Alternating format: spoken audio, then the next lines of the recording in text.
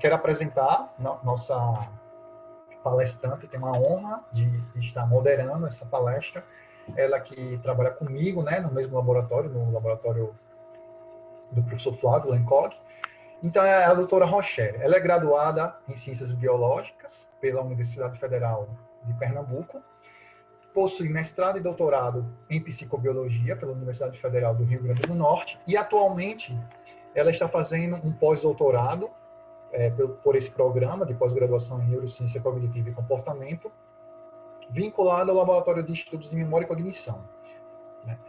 As áreas de ênfase da pesquisa dela são comportamento animal, memória episódica e o neurodesenvolvimento. O título da palestra é um olhar evolucionista sobre a ontogenia dos roedores, e eu deixo agora, passo a palavra para a doutora Rochelle Castelo Branco, minha amiga, que vai nos contemplar com os conhecimentos dessa área que ela tanto pesquisa. Então, Rochelle, agora passo a palavra para você, fique à vontade, a plataforma é sua. Obrigada, Júlio. Só me confirma se você está me ouvindo direitinho, por favor? Estou te ouvindo, sim. Tá ótimo, então. Então, boa tarde a todos, né? Inicialmente, eu gostaria de agradecer a coordenação do CCNEC pelo convite e também deixar os parabéns, né? Porque o evento está muito legal, muito interessante, mesmo nesse ano tão atípico, né, que nós estamos vivenciando. E eu queria dizer também que essa minha fala de hoje, eu estou particularmente muito animada com ela, porque, como o Júlio já falou um pouquinho, eu diria que eu fiquei, acho que 80%, 90% da minha trajetória acadêmica estudando comportamento animal, né? Iniciei ainda na graduação, estudando comportamento de papagaios em cativeiro. No mesmo período, estudei ecologia comportamental de um marsupial, né, que é o timbu. E logo depois, quando eu comecei minha pós-graduação, em Natal, eu estudei o comportamento de saguis, né, tanto em campo como em cativeiro, e hoje estou na neurociência, né? Então, eu construí essa minha fala de hoje também para que a gente pudesse ter oportunidade, ao final, de discutir alguns pontos de convergência, né, entre o comportamento animal e a neurociência, utilizando a ontogenia de camundongos, alguns aspectos do comportamento de ratos, como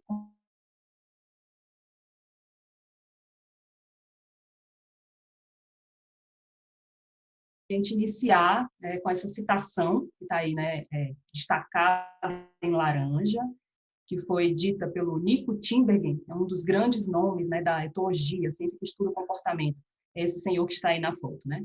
Ele disse o seguinte: fenômenos têm explicações multifacetadas que representam abordagens complementares, né? Então, a etologia, a gente pode entendê-la, né, como uma biologia do comportamento, né? Ela é uma ciência que estuda o comportamento sob um prisma essencialmente, primordialmente biológico, né?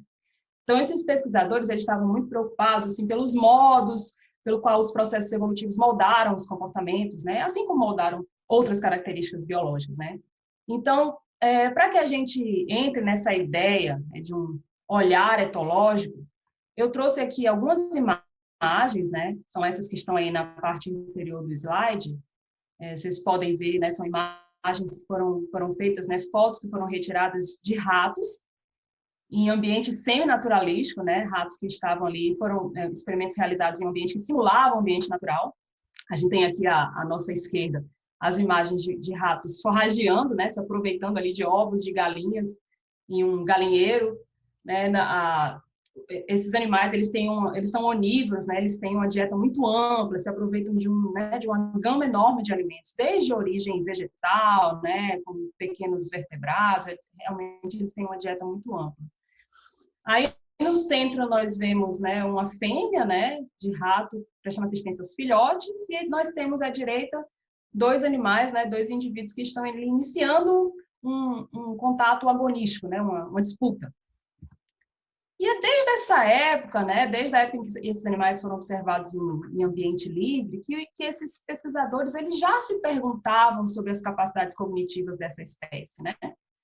E o que a gente sabe hoje é que, por exemplo, esses animais, eles são capazes de apresentar memórias para episódios específicos da vida, né? Eventos específicos da vida.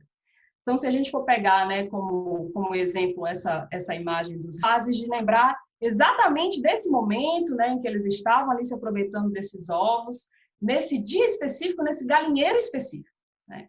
Então, para a gente, uma pessoa que vê, né, uma imagem como essa, poderia se perguntar, mas como, né? Como que esses animais são capazes de ter uma memória assim, aparentemente tão complexa, né? O que existe nesse organismo, né, no funcionamento desse organismo que permite a formação desse tipo de memória? Ou então alguém poderia se perguntar, mas por quê? Por que essa característica está ali, né, dentro do repertório comportamental dessa espécie? E aí eu trouxe aqui para vocês essa tabela, né, que é uma tabela que reúne aqueles níveis de análise que ficaram logo depois conhecidos como as 4 questões de Tinbergen, né, aquela citação que eu falei no início era dele, né, do Nico Tinbergen. Ele sugeriu, então, que existiriam formas diferentes, né, perspectivas diferentes para se entender um comportamento ou, na verdade, qualquer outra característica biológica, né? Então, nós vemos aqui a tabela que reúne essas formas, né, de análise, e a gente vai, então, exercitar esse olhar do Tinbergen, pegando como exemplo aquela figura que eu mostrei dos ratinhos forrageando, né, e essa capacidade que eles têm de apresentar, então, memória episódica. Então, vendo essa tabela, nós podemos perceber que nós temos aqui à esquerda duas dessas formas, desses níveis de explicação, que a gente chama de mecanismo e desenvolvimento, estão reunidos, né, no conjunto, né, de análises que a gente chama de causas próximas, ou questões como, tá certo? E à nossa direita, nós temos mais duas, que são a função adaptativa e a história evolutiva, que se reúnem, então, nesse conjunto de explicações que ficaram conhecidos como causas últimas, ou perguntas por quê. Então, vamos aproveitar aqui esse exemplo, né, da memória episódica em ratos. Não são só os ratos que apresentam esse tipo de memória, outros animais também, mas pegando esse exemplo, vamos entender, então, a primeira dessas perspectivas, que é a perspectiva do mecanismo. Tá? Então, nesse tipo de análise, a gente está preocupado em entender quais são os mecanismos fisiológicos, né? No nosso caso aqui, as áreas neurais ou os mecanismos neurais que estão envolvidos nesse tipo de comportamento ou nessa característica, que é a memória episódica. Então, a gente sabe, por exemplo, hoje em dia, que os ratos e outros animais também, eles apresentam, né, no cérebro uma estrutura chamada hipocampo, que é capaz de formar memórias ricas em contexto, né? Então, o hipocampo, por exemplo, eles apresentam células, né? É uma estrutura que apresenta células que conseguem prover informações sobre o tempo, né? As time cells, e também sobre outros tipos de neurônios que provém informação sobre o espaço, né, as place cells, e essa estrutura consegue, então, reunir em uma única representação mnemônica, né, os aspectos como o que aconteceu, né, onde aconteceu e quando aconteceu, né, então, que é o que caracteriza a memória episódica. Então, nesse tipo de análise, a gente faria esse tipo né, a gente usaria esse tipo de abordagem, né.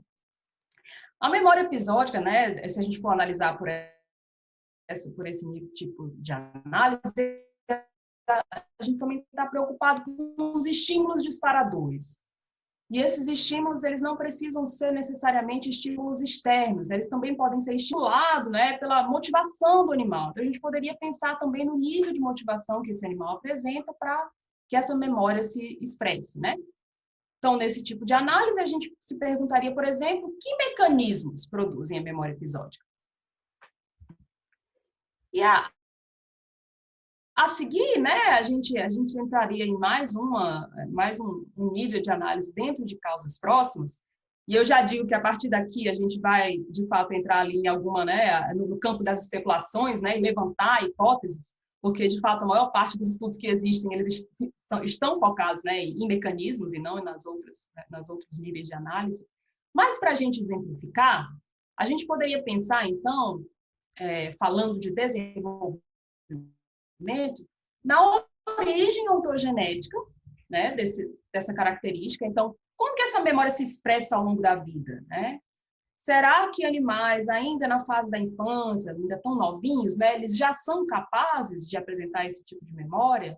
Ou isso só acontece mais tarde, né, quando os animais estão ali na fase da adolescência? ou apenas na fase adulta, né? Como é que é a ontogenia desse tipo de memória?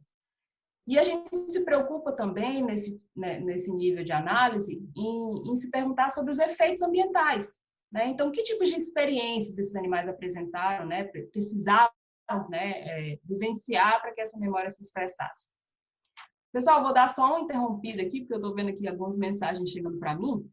Deixa eu ver aqui o que está que tá acontecendo. Boa tarde e tal. Tá tudo tranquilo, né? Posso seguir? Só me confirma, Júlio, se tá tudo ok. Tá tudo ok, Rochelle, pode ir seguindo. Opa, então tá certo. Eu me preocupei de repente, ter tido algum probleminha aí no áudio ou algo assim. Bem, então, vou passar o slide aqui. Júlio, você me confirma só por gentileza se o slide passou?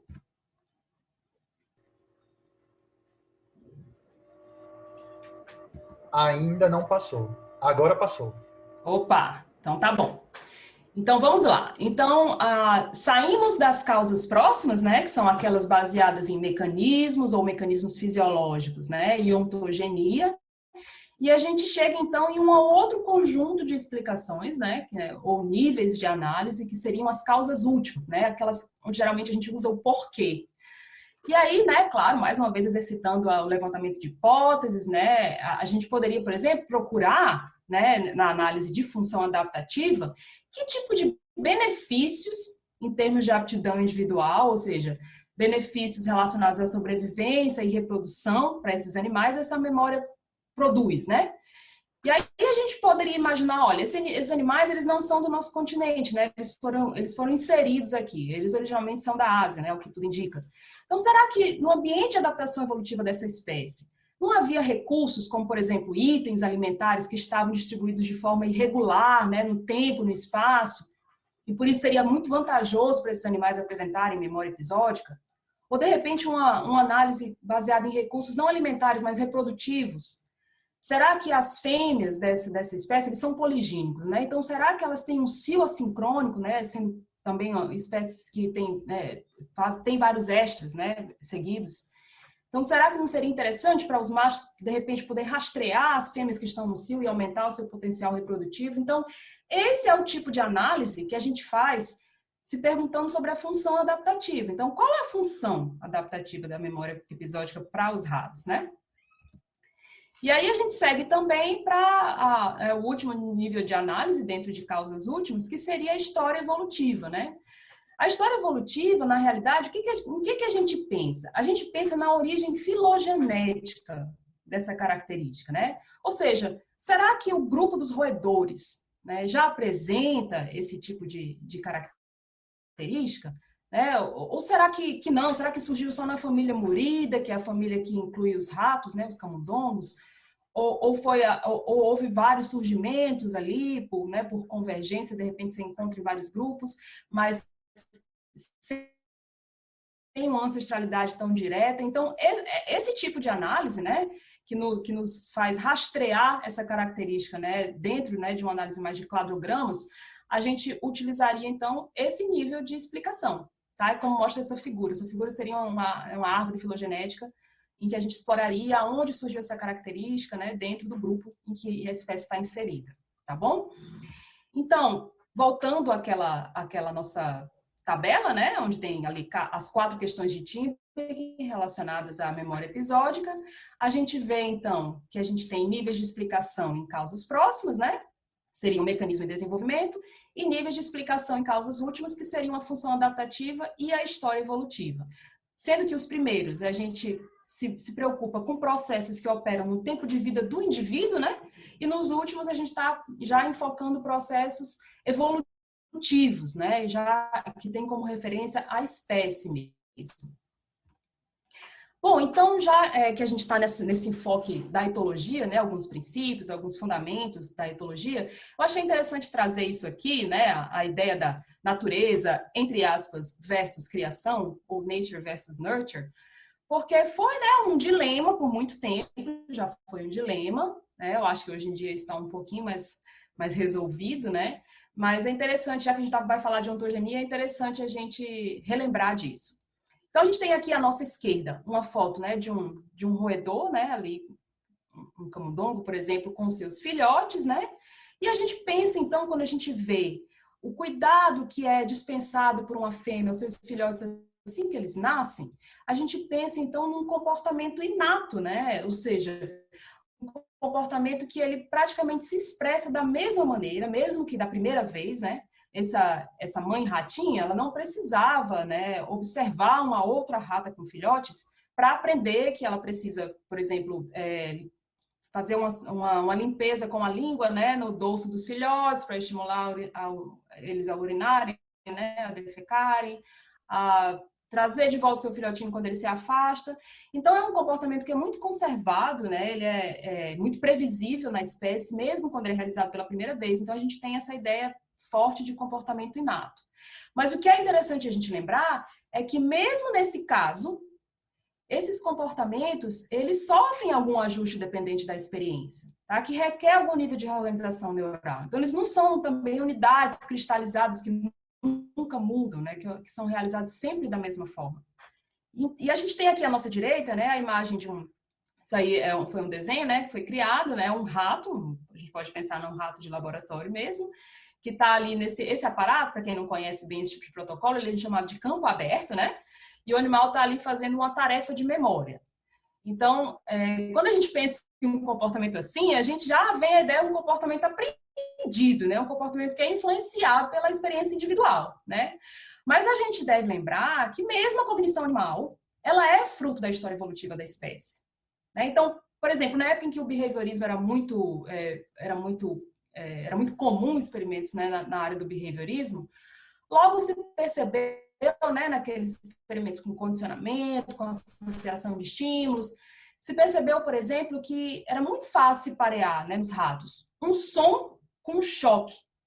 Mas se você quisesse fazer uma associação, por exemplo, entre o sabor de um alimento e o choque, isso já não era feito com tanta facilidade. Agora, se você alterasse o choque para um outro estímulo aversivo, como, por exemplo, submeter os animais à exposição de raio-x, né, que fazia eles se sentirem nauseados, aí essa associação ela era muito fácil de se obter e era muito duradoura. Tá? Então, se a gente observa, por exemplo, a história natural dessa espécie, como eu falei para vocês no início, os ratos são animais onívoros, né? Eles comem uma ampla gama de itens alimentares. E animais assim, né, estão submetidos a alguma coisa que a gente chama assim de dilema do onívoro. Né? Ou seja, quando eles se deparam com um item novo no ambiente, esse item, ele tanto pode representar um alimento extremamente nutritivo, que ele vai inserir na dieta, e isso vai ser muito vantajoso, como ele também pode sinalizar perigo, né? Esses animais, o que eles fazem? Eles provam pequenas quantidades desses itens, né? E se eles vêm a se sentir mal, né, a ter náusea ou algo nesse sentido, eles jamais voltam. Muito raramente eles voltam a provar esse alimento, né?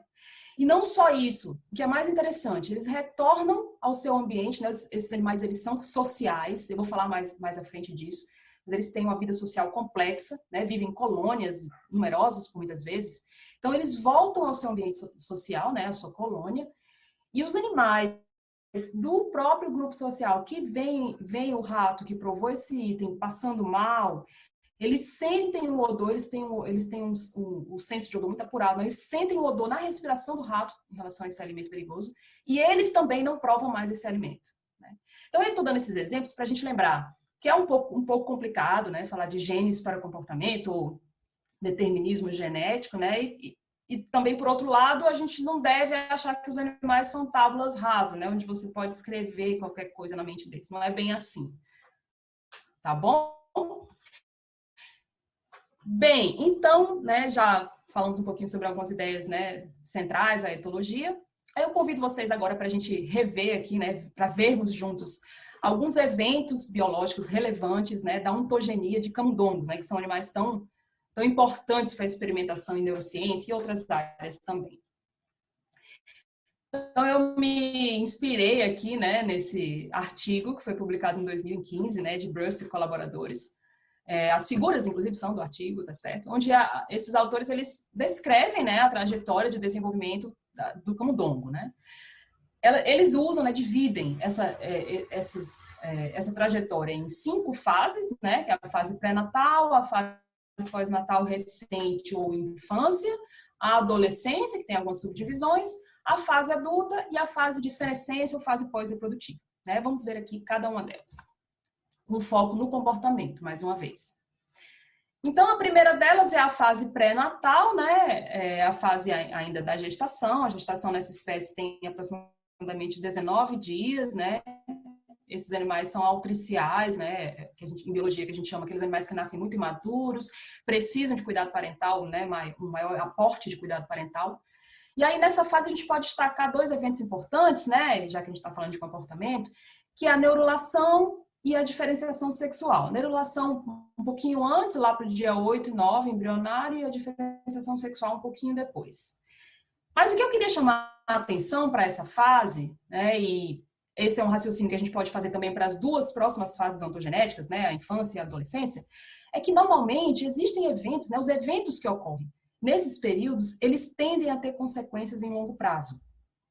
Certo? Então, só para a gente ter essa ideia, existe um experimento que ficou muito famoso, que ocorreu né, com filhotes de camundongo, que foi o seguinte: essa espécie, ela tem gestações até, proles até numerosas, né, assim, de 6 a 12 animais. Então, o que se fez, né?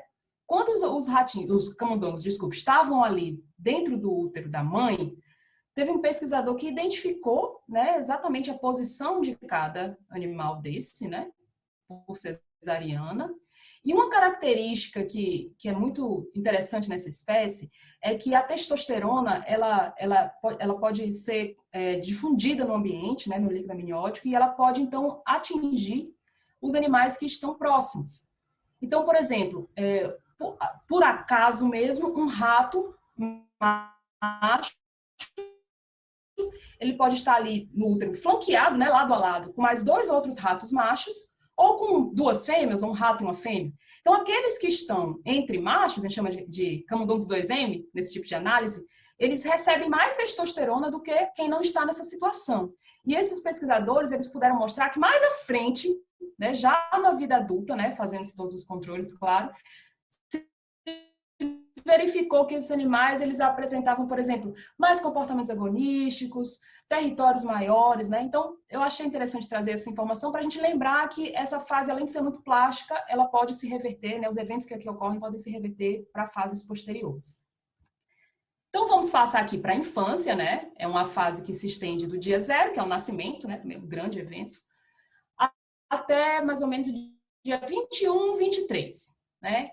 A infância, ela pode ser dividida, né, em dois momentos ali principais, sendo o primeiro que é um momento assim, de grande dependência materna, né, o filhote nasce, fica ali próximo da mãe, né, recebendo os cuidados, né, e uma fase um pouquinho posterior, que é mais do meio para o final, mais ou menos, né, que é a fase do início da exploração ambiental.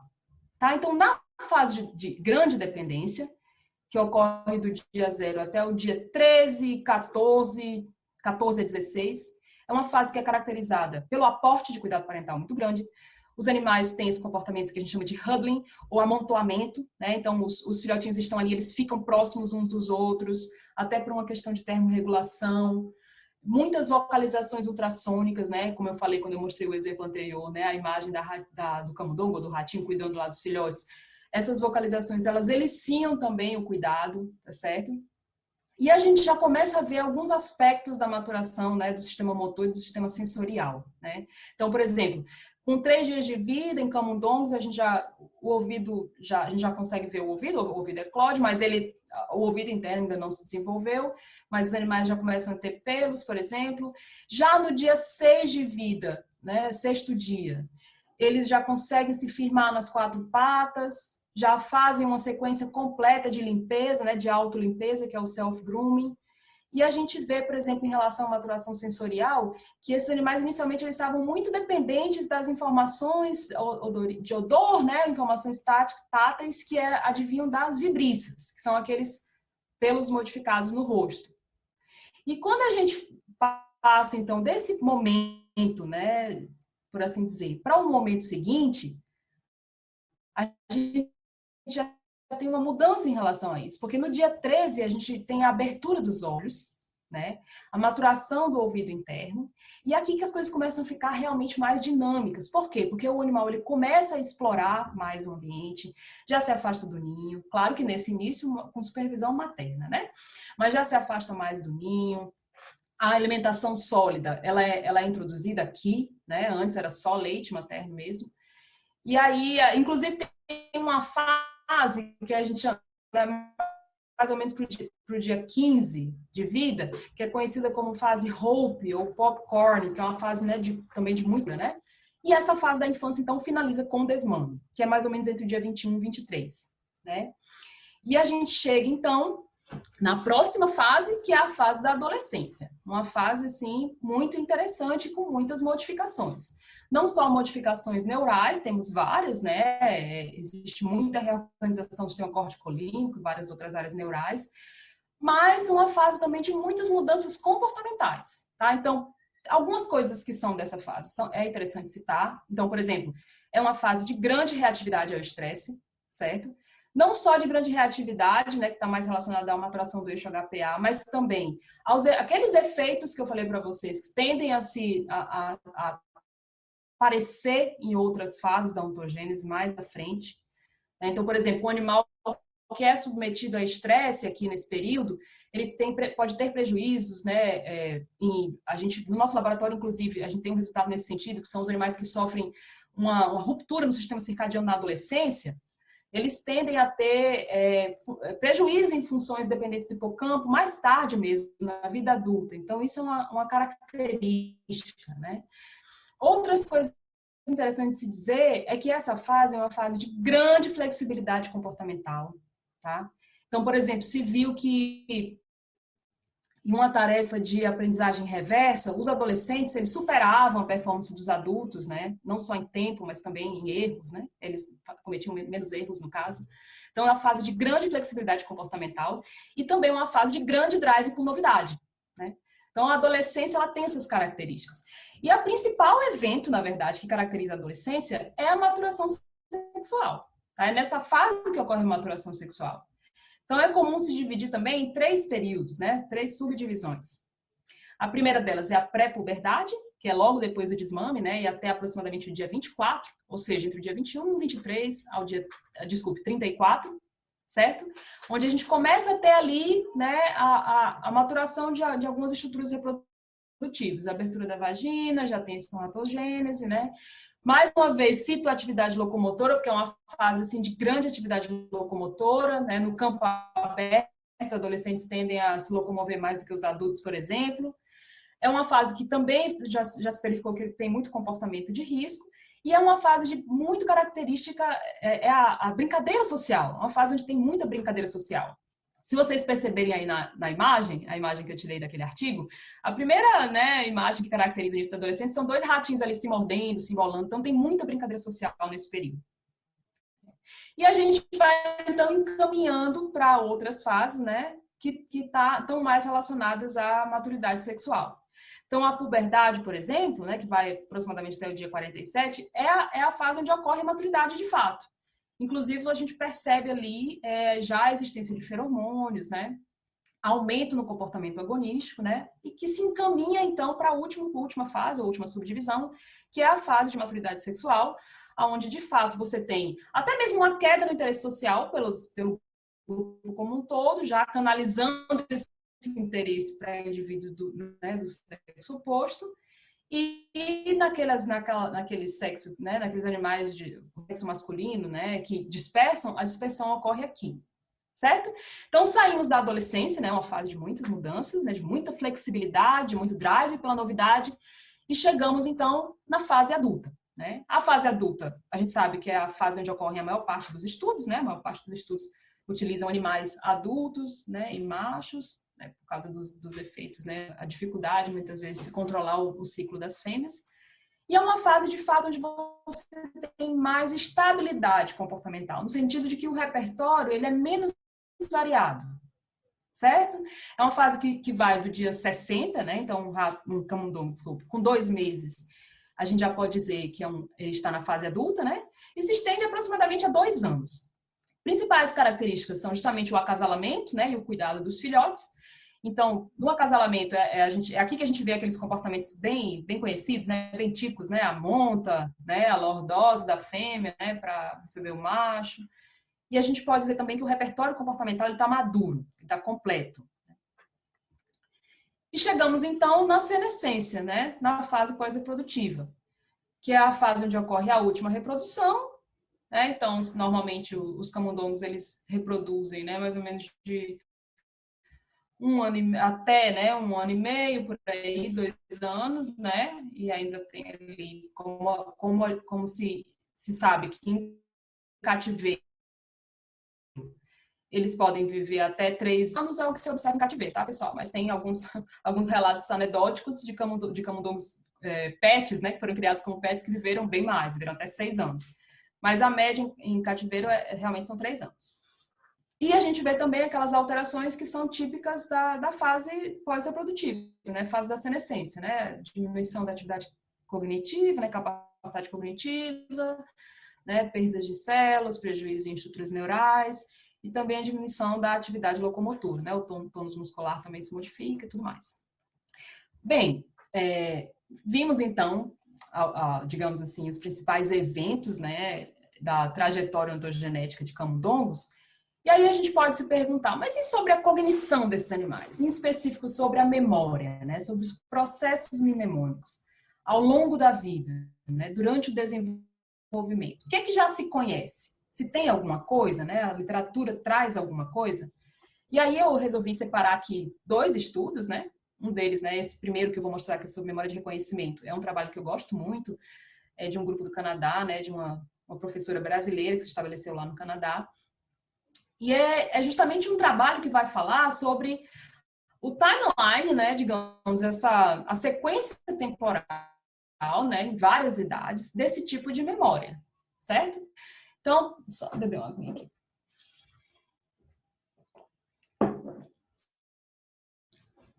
Então, a memória de reconhecimento é uma memória para estímulos, né, que foram previamente vivenciados pelos animais, e ela pode se dividir, né, em 3 dimensões. A dimensão espacial, né, que é essa primeira aí que está com as letrinhas em azul, que eu vou já explicar para vocês.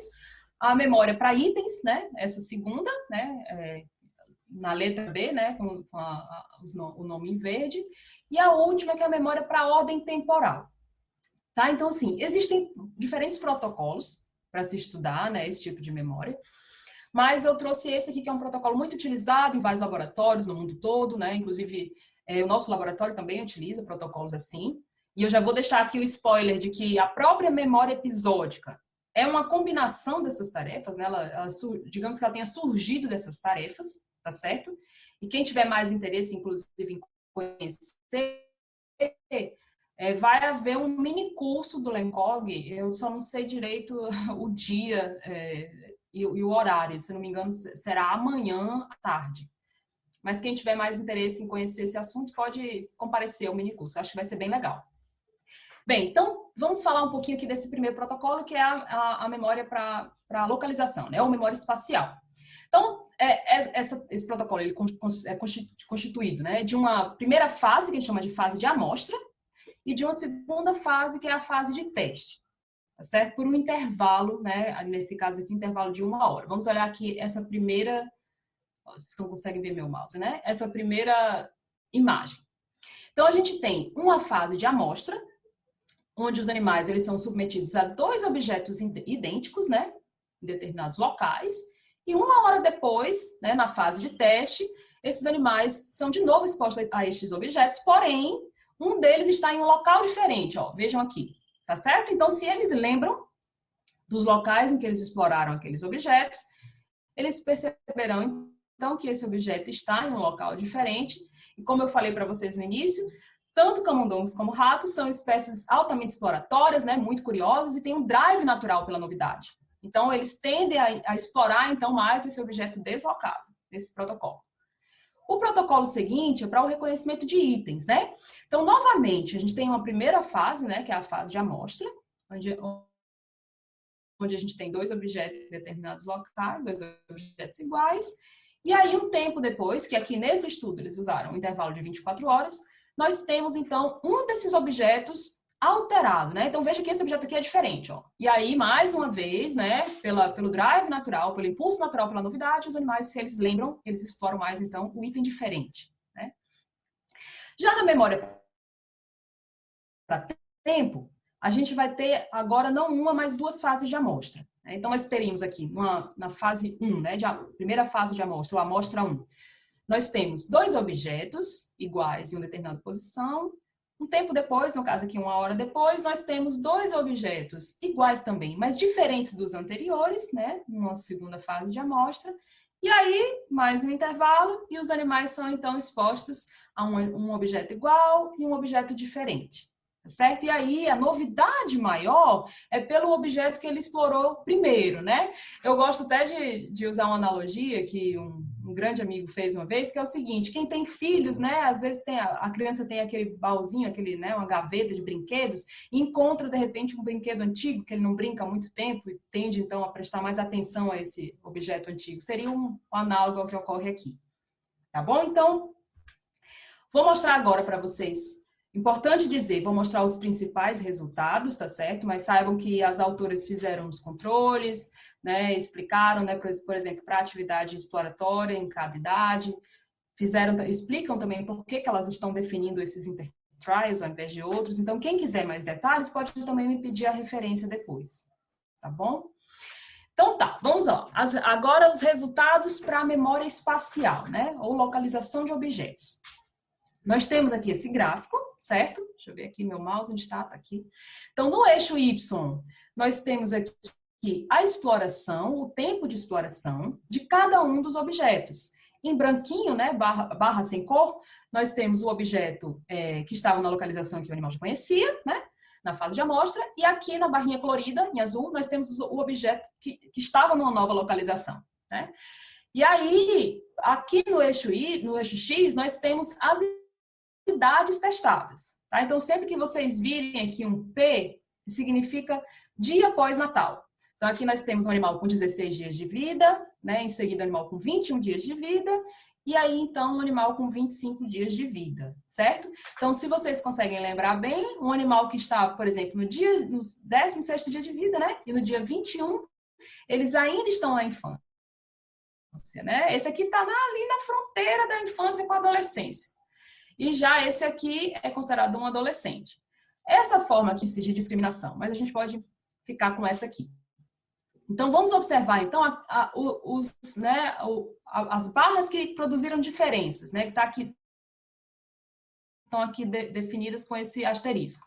Então, o que a gente vê aqui? Que o animal com 16 dias de vida, ele explora, pelo mesmo tempo, os dois objetos. Ó. Então, a gente não pode dizer que esse animal lembrou, né, das localizações dos objetos, tá certo? Então, ele não pode dizer que a memória espacial se expressa nessa idade. Quando a gente já vê os resultados para o animal com 21 dias, a gente vê que já houve uma diferença significativa no sentido do animal o objeto que estava na nova localização. Né? Então, esse animal aqui, a gente pode dizer que tem memória espacial, assim como os de 25 dias de vida. Então, nessa espécie, né, de camundongo, a gente pode dizer que a memória espacial ela mede alguma coisa entre os 16 e 21 dias. Né? Vamos passar aqui agora para a memória de itens e a gente faz, então, o mesmo raciocínio. No eixo Y, o tempo de exploração, né? E aqui as idades. Vejam que agora as autoras acrescentaram mais uma idade aqui, ó, 28 dias de vida, um pouquinho mais à frente na adolescência, né? E aí, o que a gente vê? A gente vê que não houve diferença significativa para os 16 dias de vida, anterior havia dado, né? O protocolo anterior. Aqui não. E aí, já com 25 dias de vida, a gente vê uma diferença significativa. Mesma coisa com 28. Resultados agora para a memória de tempo, para tempo, né? Para a ordem temporal. Nós temos aqui no eixo Y, mais uma vez, o tempo de exploração e aqui as idades. Dessa vez, mais animais, né? Em mais idades. Então, os animais com 16 dias, não houve diferença. Os animais com 21 dias de vida, também não houve diferença. A gente já vê aqui, ó, nos 28 dias de vida, né? Nos adolescentes de 28 dias de vida. e nos adolescentes de 35 dias de vida também, né? Que estariam ali já entrando na fase da puberdade. Esse aqui está na pré-puberdade. Certo? Então, o que é interessante desse trabalho? É que ele mostra que há diferentes, digamos, tipos de memória, né? E também diferentes reações a categorias diferentes de novidade surgem em momentos diferentes da vida para essa espécie, né? Então, o que a gente entende é que primeiro surge a memória para localização, né? Ou memória espacial, seguida de memória para itens, que é seguida, então, de memória para tempo, né? Ou para ordem temporal. E aí, o que as autoras discutem é que isso pode estar relacionado à maturação, né, ao tempo de maturação das estruturas, né, que estão subjacentes à expressão dessas memórias. Então, a gente vê que, por exemplo, para a memória espacial, o hipocampo ele está muito engajado na expressão desse tipo de memória. Já para a memória para itens, a gente teria o envolvimento do perirrinal. E já para a ordem temporal, a gente teria, então, o envolvimento de um circuito que conta não só com o hipocampo, mas com o perirrinal também e o pré-frontal também. E o perirrinal e o pré-frontal, eles amadurecem um pouco depois do hipocampo, né? Então, isso poderia explicar esse timeline dessas memórias, né? Eu queria também fazer só uma observação. Quando a gente vê esses resultados, né, eu não sei vocês, mas eu acho isso lindo, só mesmo pelos próprios resultados, né? Aquela ideia de ciência de base, nossa, que interessante, o que surge primeiro. Mas esse tipo de estudo ele é muito importante também para uma perspectiva translacional, certo? Porque muitos transtornos, né, que são vinculados ao neurodesenvolvimento, se percebeu que em modelos animais eles têm também déficits em memória de reconhecimento. Então, é interessante conhecer bem esse timeline, né, para se fazer, né, uma correlação com o modelo que você está usando, com as idades que estão sendo testadas, certo? Deixa eu ver aqui como é que está meu tempo. Vou mostrar aqui só mais um tipo de memória, né, que é a memória aversiva. Eu já estou um pouquinho adiantada no meu tempo, mas é interessante a gente ver mais esse exemplo. É um outro tipo de memória, pessoal, com uma outra função adaptativa, que tem um engajamento de outras áreas neurais, tá bom? Mas é um protocolo que funciona mais ou menos assim. A gente tem o animal numa fase de treino e numa fase de teste, certo? Na fase de treino, a gente insere o camundongo, isso também é feito com ratos, mas vamos pensar aqui no camundongo. A gente insere eles, né, em um aparato que provê um choque, certo? Um choque de relativa baixa intensidade, né, meio miliampere. E aí, né, dentro daquele contexto onde o animal recebe esse choque, a principal resposta comportamental que ele exibe é o freezing, né, o congelamento. Então, o animal recebe o choque, né, exibe o freezing, e aí, tempos depois, né, no caso aqui desse trabalho foi 24 horas depois, ele é inserido no contexto para o teste, sem receber o choque, mas se ele lembra, né, daquele contexto como um contexto aversivo, um contexto em que ele recebeu, né, teve o recebimento ali de um estímulo aversivo, ele exibe o freezing. E aí a gente consegue ver a expressão de memória aversiva. A gente tem algumas idades aqui que esse trabalho testou. Vejam que foram mais idades, né, 13, 14, 15 e assim vai. E eu vou mostrar aqui para vocês os resultados. Em linhas gerais, nós temos aqui, vejam que cada quadradinho desse, é uma idade, né? Então, P13, ou 13 dias de vida, P14, P15. E a gente tem, em cada gráfico, vejam que tem aqui uma linha fina em azul, né? A gente vai ter, no eixo Y, a ocorrência do freezing, né? Ou do congelamento. E aqui no eixo X é o tempo do experimento, minuto a minuto. As setinhas indicam quando houve o choque, né? E aqui do lado esquerdo da linha azul é a fase de treino, e no lado direito, a fase de teste. Esses autores, eles usaram 2 grupos de animal, né, de animais, o que está aqui em bolinha cinza, né, essa corzinha clara, enfim, foram os animais controle, né, foram aqueles que não sofreram choques, e a gente tem aqui o grupo, de fato, que é o grupo experimental, que sofreram choques na fase de treino. Quando a gente olha aqui a primeira idade, que é essa idade de P13, a gente vê, vejam vocês aqui essa parte do gráfico, a gente vê que mesmo na fase de treino a gente já tem altos níveis de freezing, certo? Mesmo antes do choque ser iniciado, né? E tanto os animais controle como os animais experimentais, eles não se distinguem tanto, né? Tem ali uma variação muito grande, mesmo naqueles animais que não receberam choques, que são esses aqui das bolinhas cinza. E no teste a mesma coisa. No teste você também não consegue diferenciar bem a ocorrência de freezing nos dois grupos. Então, a rigor, a gente não pode dizer que os animais nessa idade apresentam memória aversiva, né? Agora vejam, pessoal, é interessante a gente lembrar que essa idade é de fato uma idade muito inicial na ontogênese, né? Esse animal ele estaria ali naquele, ainda dentro, a gente pode dizer que ainda está dentro daquele momento ali de grande dependência materna, né? Iniciando a exploração. Então, realmente são animais ainda muito no início da vida, né? E já aqui para o P14, a gente já consegue ver alguma diferença. Ó. Na fase de treino, a gente já não vê tão bem, ó, os animais, mesmo aqueles do grupo controle, têm níveis mais altos de freezing, né?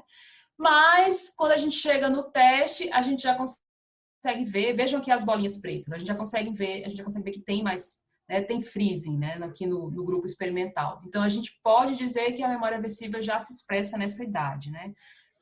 Já na idade de 15 dias, né, fazendo o mesmo raciocínio, a gente vê aqui no treino que após as setinhas, essa setinha aqui é o primeiro choque, eles receberam 3, né? A gente já vê que o grupo experimental, ó, ele já aumenta a porcentagem de freezing.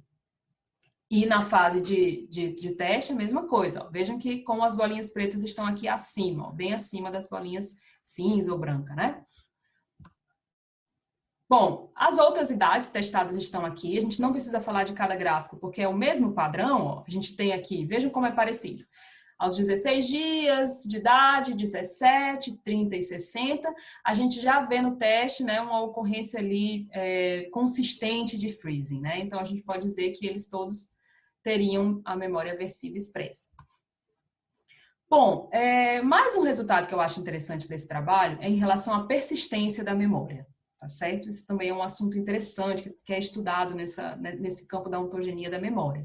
Então, a gente tem aqui, ó, no eixo Y, nesses 3 gráficos, também a ocorrência de freezing, mas para cada idade, ó, um animal na infância, que é um animal com 15 dias, com 30 dias, né, em seguida, ali, ó, no gráfico do meio, que é um animal na adolescência, e com 60 dias, que já é um animal adulto.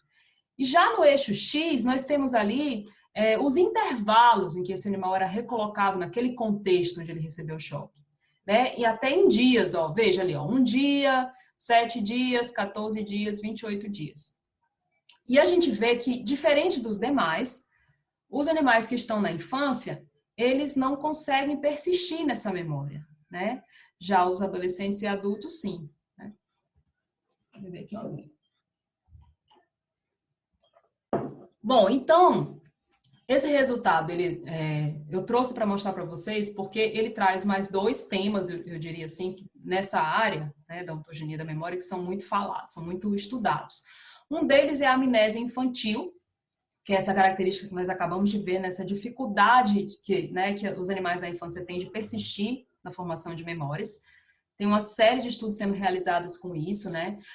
Os achados mais consistentes, né, dizem o seguinte, que provavelmente existe uma interferência da neurogênese, né, que é muito grande nessas fases iniciais da ontogênese, e que não é necessariamente que esse traço de memória não se forme.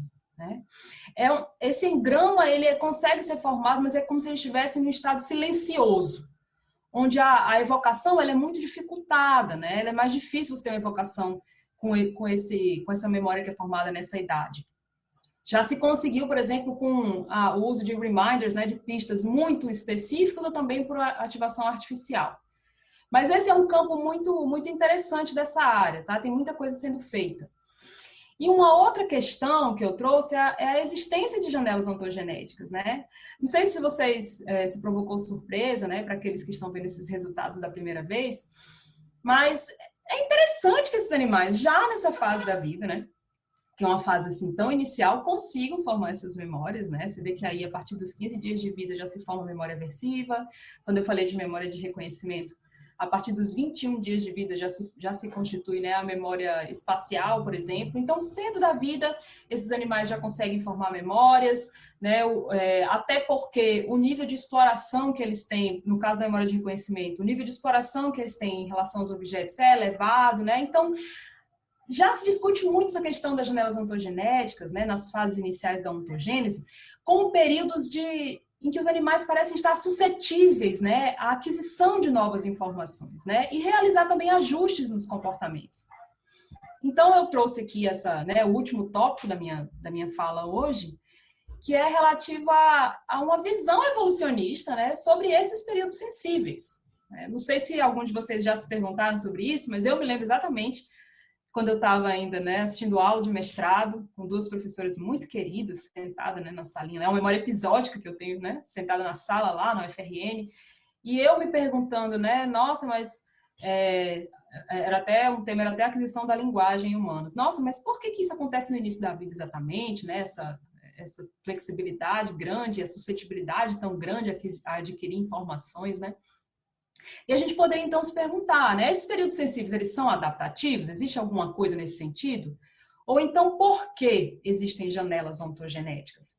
E vejam aí que eu estou usando o porquê de propósito, né? Porque é justamente para levantar essa ideia de causas últimas.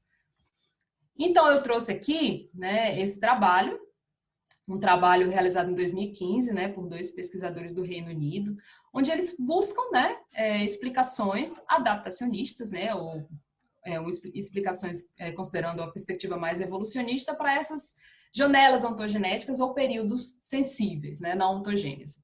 E aí essa figura aqui à nossa esquerda, ó, deixa eu mostrar aqui com o mouse, ela reúne os dois elementos principais, né, que são levantados pelo modelo que esses pesquisadores criaram, que a gente vê aqui no eixo Y, né, um deles que é a incerteza sobre condições do ambiente, né, ou seja, um grau de incerteza sobre o que o ambiente apresenta. E aqui no eixo X, a gente pode ver o grau de informação que pode ser transferido pelas pistas, sejam pistas do ambiente físico ou pistas do ambiente social, né? Ou pistas mesmo para que o animal desenvolve decorrente da própria aprendizagem, né? Então, nesse modelo deles, eles dizem que quanto mais altos, né, cada um desses elementos, a gente teria, então, a seleção para um fenótipo mais plástico, né? Como tá mostrando aqui na parte superior mais escura do gráfico, né? E já quando esses elementos não têm essa expressividade, a gente teria, então, seleção para um fenótipo mais fixo. Menos plasticidade, menos flexibilidade. Então, como é que a gente pode entender, né? Como é que a gente pode pensar sobre esses elementos que eles trazem? Eu contextualizo da seguinte maneira. Essa questão da imprevisibilidade quanto à estrutura do ambiente. Veja, o animal, no início da vida, né, ele é colocado em um ambiente que contém elementos variáveis, né, elementos incertos. E isso, aliado com as pistas, né, informativas que ele vai adquirir no ambiente em que ele está inserido, né, ou com a sua própria experiência, diminui, então, essa variabilidade sobre a estrutura do ambiente e lhe permite realizar os comportamentos, né, que são importantes, né, como, por exemplo, relacionados à reprodução e à sobrevivência. Tudo isso contando com esse terceiro item aqui, ó, esse terceiro elemento que os autores também levantam, que é uma propriedade dos sistemas naturais, que é a autocorrelação temporal entre as fases da ontogênese. Né? O que significa isso? Que por mais que o futuro seja incerto, né, as condições que são encontradas, né, dentro de uma fase, elas se assemelham, né, às condições que são encontradas em uma fase posterior, ou seja, elas dizem algo sobre o futuro, né? Vamos visualizar isso aqui com exemplos. Eu trouxe, então, esse exemplo aqui, né, que é um passeriforme, né, não é uma espécie da nossa fauna, mas temos também alguns indivíduos assim, com características parecidas aqui no nosso país. Mas é uma espécie que se utiliza do canto para algumas funções importantes, como, por exemplo, defender um território, né, atrair parceiros, né, e essa espécie, no caso, a gente pode pensar o seguinte: quando ele vem ao mundo, ele não é programado para saber exatamente qual é a variação do canto que ele precisa utilizar. As populações variam um pouco em relação a esse canto. Ele não sabe exatamente a estrutura, né, desse canto que está ali no seu ambiente social, né? O que ele tem na realidade é uma grande tendência, né, inata inclusive, a aprender o canto da sua espécie, né, e a incorporar esse repertório. Então, uma vez ele aprendendo nessa fase inicial da ontogênese, é muito provável que no futuro, ele estando ali naquele ambiente, ele encontre, né, indivíduos que o cercam, que vão ter a responsividade a este canto que ele está utilizando e ele possa, então, realizar suas atividades. Trouxe aqui também, ó, essa imagem, né, desses animais lindos. Tenho saudades, inclusive, de vez em quando, os saguis, né, em vida livre. Esse aqui é uma foto retirada por uma colega que foi contemporânea minha lá em Natal. E ela mostra uma fêmea, né, uma mãe sagui com seus filhotes gêmeos, né. Da mesma maneira, a gente pode fazer esse mesmo raciocínio. Então, esses animais, eles têm uma dieta muito ampla, eles também são onívoros, tais quais os ratos, né, que eu citei antes. E o shaping para essa dieta alimentar, né, para esse, né, para a dieta deles, né, o shaping da dieta é realizado também já no início da ontogênese. Então, por exemplo, uma fêmea dessa, mesmo quando ela consegue capturar um item que é muito importante para a dieta, um item, né, com grande valor nutricional, como por exemplo um lagarto que ela pega ali, né, ela não faz essa partilha de alimento com qualquer outro indivíduo do seu grupo, né? Mas os filhotes têm, sim, acesso a esse item, né? Então, ela tolera muito os filhotes para que eles também venham a aprender, né? E aí, futuramente, se utilizar dessa experiência, né? Já que é provável que futuramente, eles estando ali naquela área, as mesmas árvores que frutificam, né? Ou árvores muito parecidas com as que eles tiveram experiência, né? E a fauna que está ali associada àquela área vai estar presente e eles vão, então, poder utilizar essas informações. Trouxe aqui também o exemplo das aves, é muito comum, acho que muita gente conhece um fenômeno chamado imprinting, né, ou estampagem, que é comum no início da ontogênese de aves, como por exemplo os gansos, né, o ganso, quando ele eclode do ovo, né, ele é produzida uma aprendizagem nas características morfológicas do indivíduo, né, que vai prover o seu cuidado parental, e ele então utiliza isso para seguir, né, a mãe, para solicitar cuidado, né, para eliciar, na verdade, o cuidado da mãe, né, e muitas vezes também utiliza alguns aspectos, né, alguns estímulos sinal dessa condição morfológica desse adulto, também para a reprodução na vida adulta, né. E isso faz muito sentido, porque normalmente a primeira figura, né, que essa ave se depara quando ela nasce é justamente o seu progenitor, né? A não ser quando um pesquisador interessado no fenômeno está lá antes da mãe e acaba provocando um imprinting nele mesmo, né? Esse aqui é o Conrad Lorenz, eu também não queria deixar de citá-lo na palestra, que provocou um imprinting de filhotes de ganso nele, né? Enquanto ele estava estudando esse comportamento, né? Aí os gansos começaram a segui-lo, né? De um lado para o outro. Bom, então, para finalizar mesmo, eu gosto muito de usar exemplos contrastantes, que eu acho que fixa muito as ideias, né? Então, a gente tem aqui, à nossa esquerda, uma colônia de ratos, né? O desenho, uma figura de uma colônia de ratos, de um artigo que saiu esse ano. E aqui à direita, a gente tem a imagem de um peixe ciclídeo, né? A família, por exemplo, das tilápias. Vamos ver aqui cada uma delas, né? Os ratos, como eu falei para vocês, são animais sociais, têm uma vida social complexa, né? Se a gente for olhar aí essa imagem, olha, isso aí é um grupo de ratos, né? Um esquema de um grupo de ratos. Então, quando eles chegam, né, no ambiente natural, e isso foi visto naqueles experimentos que eu falei no início, né, em ambiente semi-naturalístico, eles edificam um ambiente, eles começam a construir túneis, esses túneis, eles desembocam em câmaras, nessas câmaras ocorre uma série de atividades, né? Então, por exemplo, as fêmeas que têm filhotes constroem ali os seus ninhos, atividades reprodutivas, é muito comum os animais dormirem juntos também, né, por uma questão de termorregulação. E não só isso, esses animais, eles defendem essa área, né? Eles também exploram o ambiente para obter alimentos e outros recursos dentro dessa área, então eles produzem algumas trilhas de forrageio, né? Fazem marcação de cheiro nessas trilhas, reconhecem, né? Eles navegam muito bem nesse espaço. E na organização social dos ratos, é muito comum a gente ter um macho dominante, né? Que eu coloquei aqui nessa imagem aqui desse ratinho do WhatsApp. A gente tem um macho dominante, né? Que tem prioridade reprodutiva, geralmente é um animal maior, né? E a gente tem um macho subordinado clássico, né? Que a gente chama de beta, e a gente tem aqui um macho também que é conhecido como ômega, que é um macho que inicialmente não se...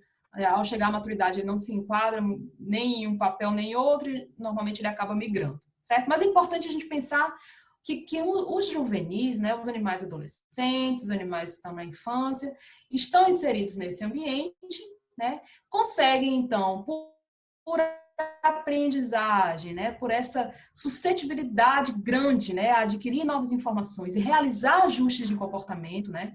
Lembrem que eu falei para vocês que o comportamento dos adolescentes é caracterizado por muita flexibilidade, né. Então, o que eles fazem? Eles aprendem essas informações, conseguem, então, a partir daí, saber, de fato, quem é que eles podem, que tipo de aliança eles podem fazer dentro do seu ambiente social, né? Quem são os potenciais parceiros reprodutivos, né? E utilizar, então, essas informações na vida adulta, né? De forma adaptativa. E já que uma vez que eles têm, né, essa aprendizagem nessa fase, a incerteza, digamos, a que eles estavam inseridos inicialmente cai bastante e é compatível, então, você ter na fase adulta um nível menor, né, de flexibilidade, um repertório comportamental menos plástico. Menos plástico, tá, pessoal? Não significa que não tem mais plasticidade, não. Só que ela é menor comparada com as fases anteriores. E aí a gente chega aqui à nossa direita ao exemplo desse peixe, né? E o que é interessante é que uma vez eu mostrei essa foto a uma colega, ela achava que era um macho e uma fêmea, né?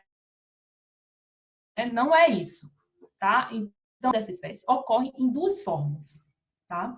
Essa aqui, ó, deixa eu mostrar aqui com o mouse. Essa forma aqui superior, com essa coloração mais, né, mais opaca, um animal um pouco menor, é o que a gente chama de macho satélite. E aqui, na parte inferior, a gente tem a demonstração de um macho que a gente chama de dominante, né? Um animal dominante. Veja que ele tem ali as suas cores, é um animal maior também. E nessa espécie, o macho dominante, ele defende ativamente um território, né? Ele é mais agressivo, por exemplo, em relação aos outros indivíduos, justamente para ter esse repertório agonístico bem, né, ali bem utilizado, digamos assim, para esses fins. E ele é também um animal que tem condições de reproduzir com facilidade, porque ele defende esse território que tem recursos, tá certo? Já o macho satélite, ele não só fisiologicamente falando, ele tem, as suas gônadas, né, estão em um estado que a gente poderia chamar de, não é suspenso, adormecido talvez, né? E ele também não defende território nenhum, que ele faz é ficar ali rondando, né, ali na área, se deslocando na área, porque em um determinado momento, esse macho dominante vai ser destituído do seu posto, ou por um encontro agonístico com algum outro, ou por predação, por exemplo, e esse macho satélite, então, muito prontamente ocupa esse lugar, né? Então, é interessante como essas mudanças, né, após ele ocupar uma vaga reprodutiva, por assim dizer, elas são muito rápidas nessa espécie. Então, as gônadas, elas saem desse estado, entre aspas, dormente, o animal começa a ficar vivamente colorido, tal qual o macho dominante, consegue atrair as suas fêmeas, né? E aí você vê aí uma grande mudança. Essas imagens que estão aqui embaixo, estão todas lá no livro do Alcock, que são esses neurônios, tá? De uma área do hipotálamo que coordena essas mudanças neuroendócrinas. Estão aqui na mesma escala, onde a gente pode ver, a primeira delas é uma fotografia, né, dos neurônios dessa área em um macho dominante. Temos aqui no meio, ó, a fotografia destes mesmos neurônios em um macho satélite, que não tem esse posto, né, de reprodutor. E aqui, por último, nós temos uma imagem de um macho que era satélite e que acabou, né, há pouco tempo, poucos dias, de assumir uma vaga reprodutiva e ser, então, um macho dominante, se tornar um macho dominante, né? Então, o que a gente entende? A gente entende que, justamente pela história natural de cada uma dessas espécies, é cabível que a gente tenha, no caso dos ratos, uma plasticidade maior no início da vida, né? E já no caso dos ciclídeos, dessa espécie em particular, nós não podemos, né, a literatura mostra que eles não têm uma fase definida, né, de plasticidade, né? Seria uma espécie de plasticidade por um longo tempo, ou plasticidade por toda a vida. Esse exemplo dos peixes, eu digo a vocês que eu particularmente considero muito interessante, porque além do que a gente está tratando aqui, ele mostra essa via de mão dupla, né, entre a experiência, né, o ambiente, né, e as modificações neurais, né? É muito interessante. Bom, então, para finalizar mesmo, porque eu já passei até mais do meu tempo, até peço desculpas, vocês devem estar cansados. eu queria só dizer um pouquinho do que eu pensei inicialmente ao montar, né, essa fala. Primeiro que, quando eu comecei com as 4 questões de Timberg, eu queria terminar para dizer que é óbvio, né, até um pouco lógico, que compreender fenômenos de diversas perspectivas é muito interessante, né? Então, principalmente para, né, os cientistas são profissionais, né, naturalmente curiosos, né? Pelo menos aqueles que eu convivo, né, que tenho no meu grupo social. Então, assim, migrar de uma área, né, descobrir, por exemplo, quais os mecanismos estão envolvidos em um fenômeno e começar a se perguntar se isso muda durante a vida e qual é a função adaptativa e a história de ancestralidade desses fenômenos. Tudo isso é muito atraente, né, muito interessante por si só. Mas o que eu queria trazer como mensagem final mesmo para a gente terminar é que, às vezes, acho que lançar, né, o olhar da biologia do comportamento pode também ser muito, muito importante para a própria neurociência, né? Porque o que a gente tem hoje na neurociência, basicamente, é o seguinte: a maior parte dos experimentos, pelo menos, né, você faz algum tipo de manipulação, né, no sistema nervoso, observação da atividade do sistema nervoso, né? E o que a gente vê é que, na área de técnicas em neurociência, tem havido uma grande evolução em técnicas, né? Muitas técnicas novas, e já na faceta do comportamento, de repente, a gente não tem a mesma atenção, né? Então, eu deixo aqui eu diria três ideias que me surgiram nesse meu caminho de transição para a neurociência. A primeira delas é a gente pensar mais nas categorias comportamentais empregadas, né? Porque, lógico, não estou dizendo que a gente não deve usar os comportamentos clássicos, né? Deixar de ver freezing para memória aversiva ou deixar de usar exploração em memória de reconhecimento, foi os exemplos que eu dei. Não é exatamente isso. Eu só acho que quando você está vendo o comportamento de um animal em campo, você pode estar vendo também aquilo que você definiu como sua variável dependente, mas você pode estar vendo mais coisas, né? Então, eu sugiro, primeiro, que seria interessante que o comportamento fosse visto inicialmente de uma forma mais qualitativa, para a partir daí, então, se definir categorias. Eu acho que isso é uma coisa que a gente pode começar a fazer. Até mesmo para passar para esse segundo tópico, que são de variáveis intervenientes, né? Às vezes, você está ali com um animal, né? Faz todo um desenho experimental muito bonito, mas coisas muito básicas, eu diria, por exemplo, qual o campo aberto que eu estou utilizando? Será que ele não enviesa a exploração inata que o animal tem do espaço? Né? Será que para o comportamento que eu quero ver, esse campo tem tamanho suficiente? Né? Então, isso é uma pergunta também. Os objetos que eu estou usando enviesam o comportamento desses animais para uma maior ou menor exploração. Então, tem muitas coisas aí que podem, de repente, bagunçar um pouco os teus resultados, né? E seria interessante que fossem vistas também com mais detalhes. E isso me leva ao último tópico, que é o de settings mais naturalísticos. É uma coisa que eu acho que eu vou perseguir sempre, que é a ideia de que quanto mais você aproxima os animais, né, do seu ambiente natural, talvez melhores resultados você tem. Isso não precisa ser uma coisa drástica. Então, por exemplo, alguns grandes resultados muito interessantes têm sido obtidos, por exemplo, em ratos, com o uso de estímulos de odor, né? O odor é um sentido muito aguçado no rato, né? A gente, por exemplo, em experimentos em que você pode usar a presença de algum outro animal do grupo, isso pode certamente alterar a motivação, né, desses animais. Então, tem uma série de coisas aí que a gente pode explorar, tá certo? Então, eu agradeço a todos, peço desculpas pelos minutinhos a mais.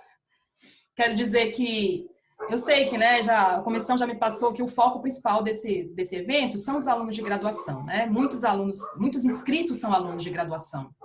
Então, eu queria deixar também aqui ao final meu e-mail.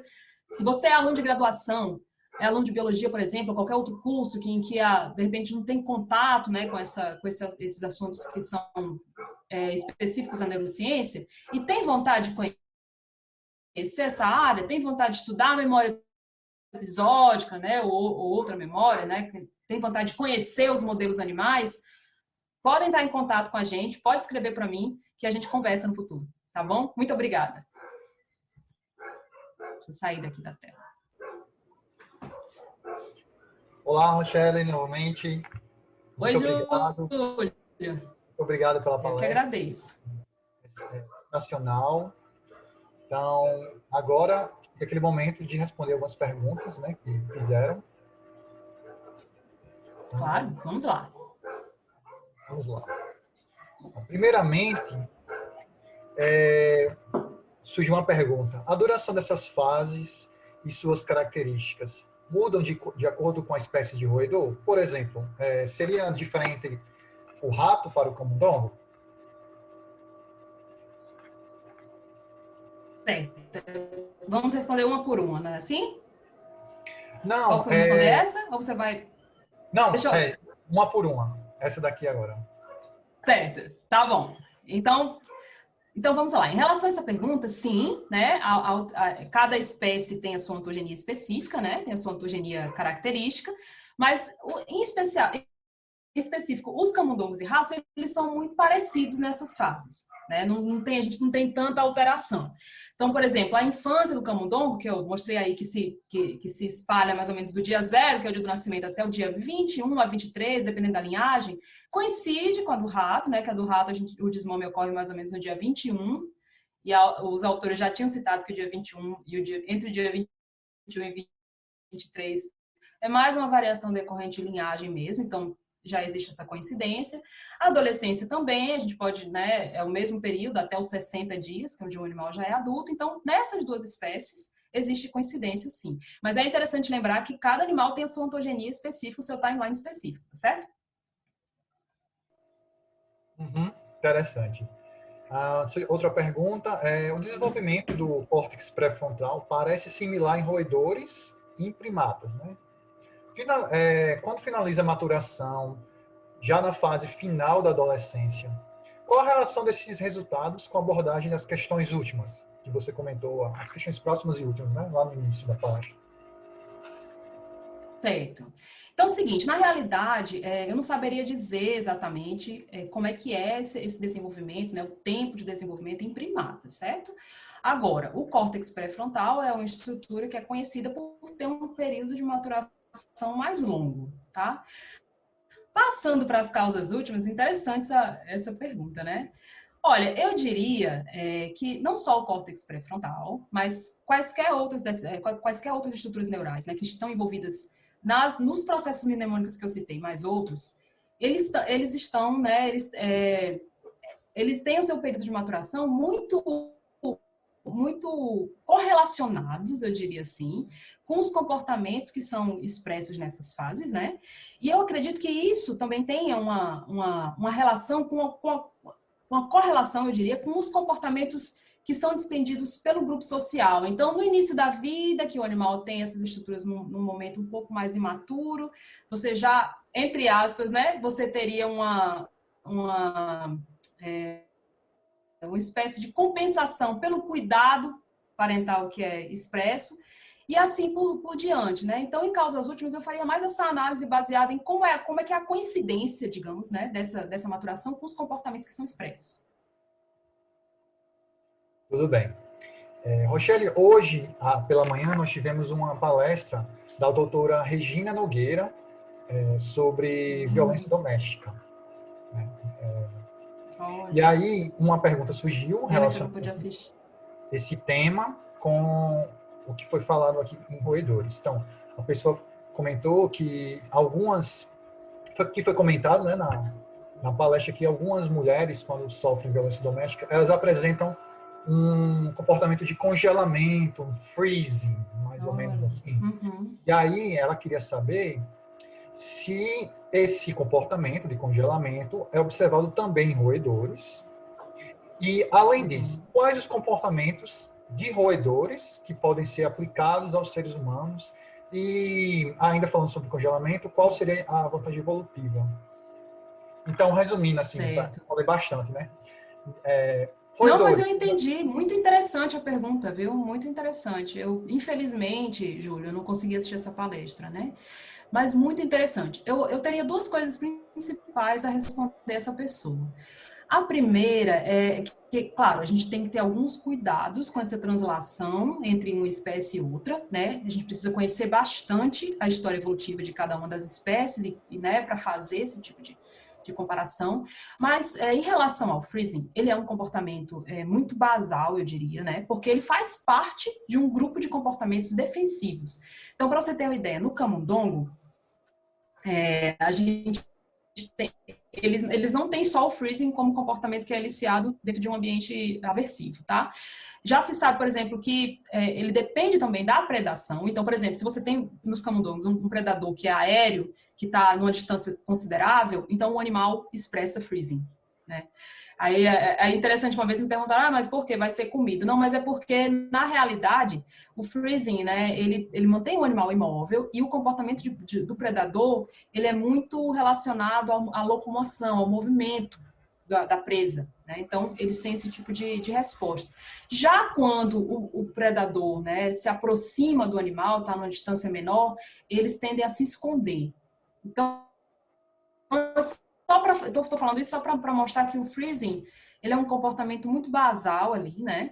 E vejo até que ele é uma memória que emerge antes, né? Então, eu acho que eu não saberia exatamente como é que isso funciona em humanos, mas eu não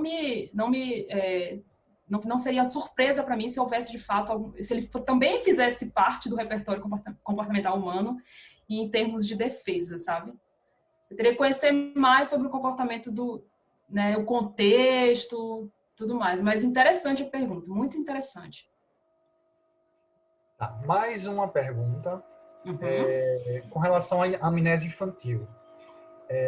A pessoa pergunta se estaria associada à amnésia de crianças com menos de 7 anos apresentam, e eu até posso me familiarizar com essa pergunta, porque eu tenho amnésia infantil até os 5 anos. Eu não me lembro de nada que aconteceu do dia do meu aniversário de 5 anos para trás. Agora, do dia do meu aniversário de 5 anos para frente, eu lembro. Isso é muito interessante. Aí, continuando a pergunta aqui. Por exemplo, uma criança com 10 anos tem poucas memórias de sua infância, com exceção daquelas formadas por relatos de parentes ou que foram muito marcantes, né? E com conteúdo emocional, por exemplo, o que é um fenômeno natural. Então, isso está relacionado com o que você disse na palestra? Uhum. Tá, então, na verdade, a amnésia infantil é um fenômeno que não é em relação ao grau de detalhamento da memória, tá certo? Ela é realmente relacionada à ausência da memória. Então, em humanos, eu sei que, por exemplo, dos 3 anos para trás, não há formação de memórias, pelo menos desse tipo de memória que nós estamos falando, tá certo? E o que é interessante nisso, como eu acho que eu devo ter falado muito en passant na minha apresentação, mas é que não é um problema necessariamente da codificação, tá certo? E parece também que não é um problema da estocagem dessa memória, né? Da consolidação dessa memória. Então, o engrama, aquele traço característico que é formado no sistema nervoso através do processo mnemônico, ele existe, ele está presente, mas a evocação é que é difícil, né? Então, por exemplo, tem um trabalho muito interessante em que eles conseguiram fazer a reativação de uma memória que foi constituída, eu não lembro se é rato ou camundongo, eu acho que é camundongo, na fase da infância do camundongo, e esse camundongo, então, não apresentava essa memória, né, porque ele estava justamente nesse período da infância, mas de forma artificial eles conseguiram reativar esse engrama, esse sistema, né, esse conjunto de neurônios, e o animal, então, passou a expressar. Então, ao que parece, é como se houvesse a formação de um engrama latente, silencioso, do qual você não tem uma evocação fácil.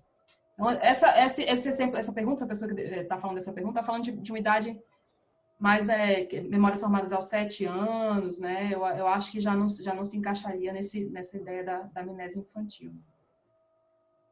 Entendi. Mais uma pergunta.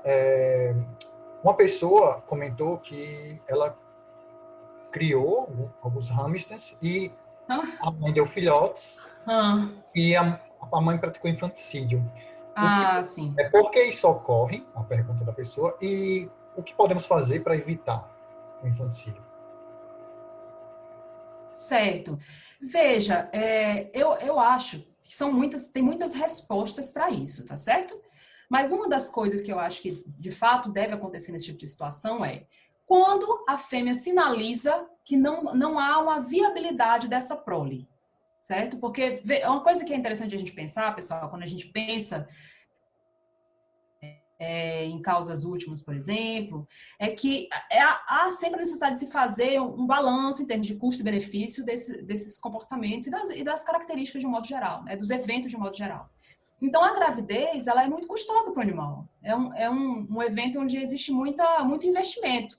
Então, se de alguma maneira essa fêmea, ela percebe que aquela prole não vai ser viável, seja porque o odor do filhote, porque o odor do filhote é um iniciador de cuidados parentais. Então, porque o odor do filhote, por exemplo, mudou, né?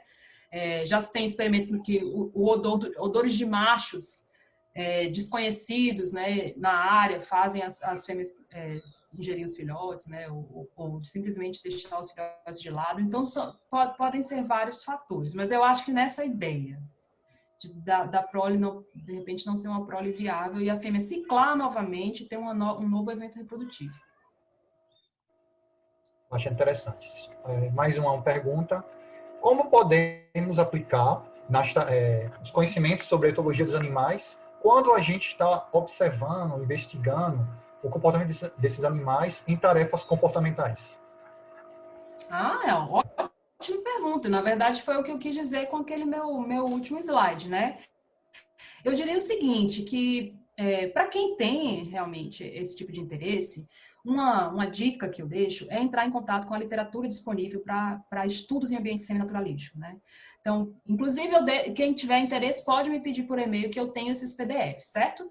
Então, para os ratos, eu acho que tem dois livros que eu citaria, né? Um deles é do Calhoun, que é Sociologia, né, de ratos, e os textos do Barnett. Eles são excelentes, porque eles têm esses experimentos que foram realizados num ambiente que lembra um ambiente natural, né? E aí você vai vendo toda né, esse repertório que a gente vê, porque uma coisa interessante também, Júlio, me lembrei agora que eu não citei na minha palestra. Esses animais, que são linhagens que a gente usa nas universidades, né, na experimentação animal de um modo geral, elas são advindas, né, obviamente, da espécie ratos norvégicos, né, e dos camundongos e musmúsculos. Mas a visão mais vigente que se tem hoje é que as diferenças de comportamento, elas são mais, não são diferenças na natureza, elas são mais no grau. Então, o repertório comportamental desses animais, nessas linhagens, né, de laboratório, eles tendem, por exemplo, esses animais tendem a ser menos neofóbicos, menos agressivos. Isso foi fruto desse processo de domesticação, né? Mas eles ainda assim são representativos do repertório comportamental de um animal em vida livre, tá certo? Então, o que eu estava falando? Sim. Então, o que eu sugiro? Eu sugiro entrar em contato com essa literatura, né? Ler, conhecer esses textos. E, a partir disso, você vai pegando algumas dicas interessantes, né? Então, uma coisa que eu penso, por exemplo, como eu falei, né? Algumas características do teu desenho experimental podem ser alteradas para você aumentar a motivação do animal. Muitas vezes você pega um animal que vem de um biotério, ele é um animal infraestimulado, isso também pode provocar efeitos de teto nas suas manipulações. Um animal estressado também, né? Como você reconhece um animal estressado? Quando você vê outros comportamentos além da sua variável dependente, como, por exemplo, o self-grooming no campo. Então, tem uma série de coisinhas aí que você pode fazer para complementar suas observações e ter mais clareza dos seus resultados. E quando você está começando um trabalho, também pensar no seu desenho. Eu acho que essa é a ideia. Tá bem. Eu tenho só mais uma pergunta, Rochelle. Quais seriam as implicações dos ambientes artificiais, esses que a gente utiliza para fazer os experimentos de animais, para os resultados nos experimentos? Uhum. Então, eu acho que aí já pego o gancho dessa última resposta que eu tive, né? Eu acho que você tem que ter um pouco de cuidado com o que esse experimento, com o que o teu ambiente de experimento pode te trazer, né? Mas eu também queria, só para fazer um contraponto também com essa ideia, né, da olhar da biologia do comportamento, da etologia junto com a neurociência, eu também queria dizer que não é que esses experimentos que são feitos hoje estão sendo feitos de forma incorreta, tá certo? Eles, claro, quando você vai montar um desenho experimental de um projeto, você não pode abarcar, né, abranger tudo. Eu acho que, assim, é interessante que você use sua variável dependente, que é aquela, né, tradicionalmente aplicada para o seu protocolo, mas que você tenha esse olhar, na verdade, para questionar os seus resultados, né, e para, de repente, ver que possíveis interferências podem haver, né, nesses experimentos. Mas, respondendo à pergunta dessa pessoa, eu acho que o ambiente artificial, ele traz minimamente, né, ele é construído para minimamente te informar sobre o processo neural que está ali em operação.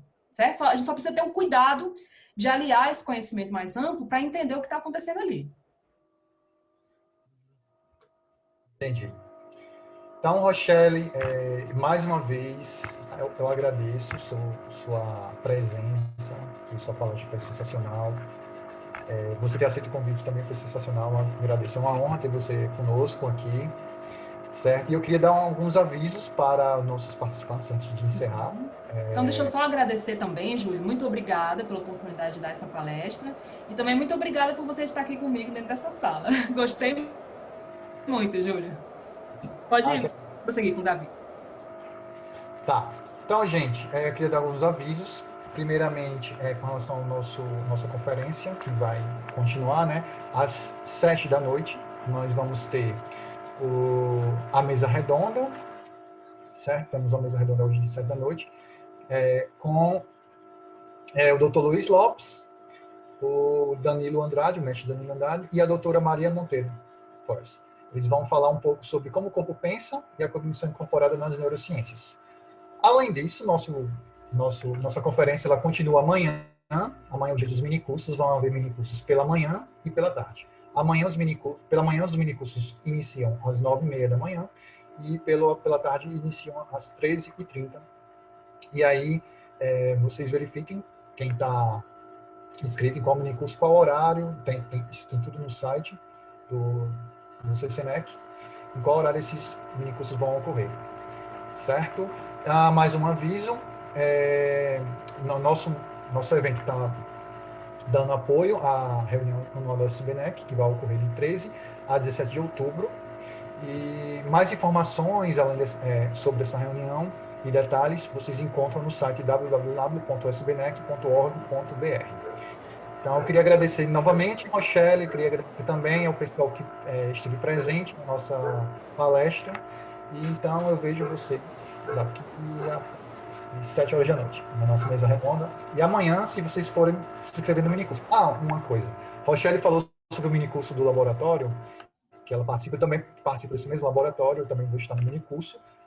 Vai ser pela tarde, então vai começar às 13h30. Então, lá a gente vai falar um pouco sobre memória, né, dar mais detalhes do que a gente está fazendo no laboratório, do que a gente fez e do que a gente continua fazendo no laboratório. Inclusive, Rochelle, alguns momentos ela vai aparecer, ser citada, né, porque ela participa dos experimentos. É uma grande colaboradora nossa. Então, boa tarde, bom final de tarde, né, para todo mundo, então, e até mais.